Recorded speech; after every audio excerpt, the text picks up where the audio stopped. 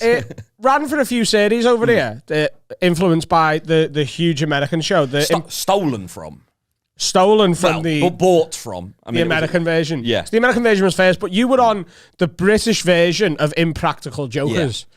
And I just want to talk about it because before we were even mates, me and Carl used to watch that and love it. Yeah. And I think, as good as the American one is, and obviously they're very close friends from school and there's a backstory of their relationship, this was 4 comics. It was you, Roisin Connaughton, Joel Dommett, and Marek Larwood. Yeah. It was great. Oh, cheers. It was fucking brilliant. So what was that like to make? Because it looked like the funnest thing in the world. Yeah. I couldn't believe my luck. It was just kind of, we were just pissing about and just doing the sort of thing that I used to do in all of the jobs I had, just kind of like, daring each other to do stuff. And, I was gutted that they didn't make it. And therefore sound like, all joke, they are sound comics. It was great. Like, 4 very different people. It was well cast, kind of, and people liked it. And then unfortunately, the person that sort of commissioned it moved on from the BBC.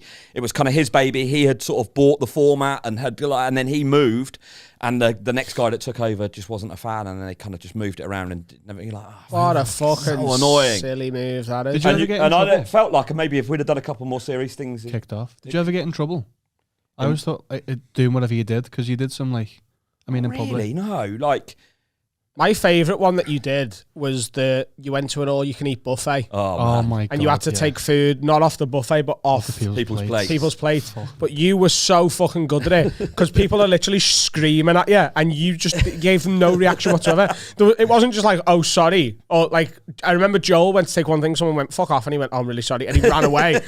You just looked at them like dead in the eyes as you were taking their rib off their plate, like, "Yeah, this is happening," and then sat at their table to eat it. I love the bakery one, mate. The bakery one was fucking great. Oh, yeah. That's my French fancy. I thought it was Roisin.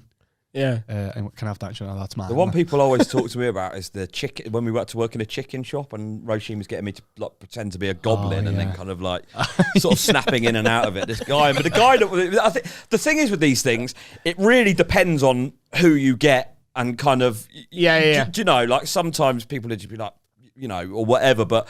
Was there a lot of duds to get to those good ones? Of course, ones? Yeah. And then obviously a lot of people that wouldn't sign release forms, so you'd do a great one and then be like, I'm really sorry, I work for the police, I can't be on this, or for whatever reason.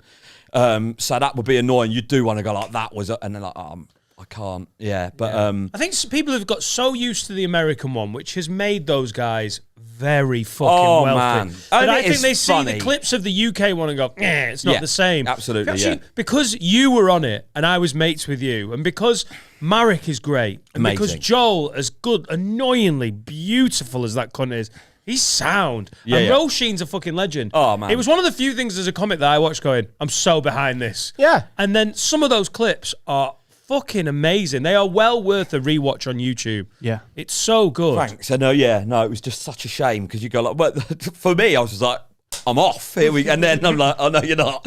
It's. Can I ask a peek behind the curtain? Feel like I already know the answer. Industry secret question about it. Yeah. Because it's obviously not running anymore. So at the end of every episode, so for those who haven't watched Impractical Jokers, I don't know what rock you've been living under, but you do a series of challenges and whoever completes the least amount of them at the end has to do a forfeit. That's right, and they can't say no to it. It's not like, because the other ones you can go, no, I'm out, and you get a loss for that one, don't you?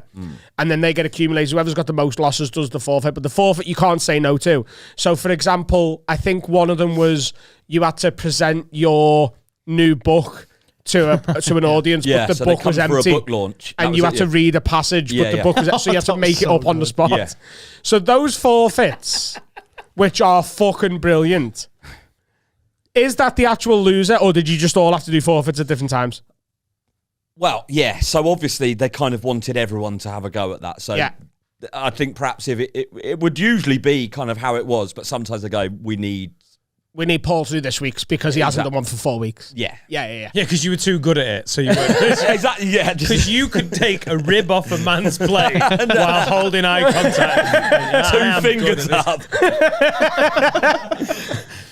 So the book launch one was you, wasn't it? Yeah. Oh, So was you in a bookstore. There's people who've been brought here because Paul McCaffrey, the author, has got his book out and he's going to read a passage of it. Yeah. When you opened that book and it was empty, did you not know until that second? That was the first time that I'd And seen that. What was that like? What was your fucking first reaction to that? I mean, yeah, not as obviously you kind of make it look like it felt worse than it actually did. Yeah. Do you know? But like, yeah, it was still like daunting. And the worst one was I did the one in the like Science Academy or whatever, and I had to go up and give a lecture based on these slides that came up on the screen to a load of actual boffins.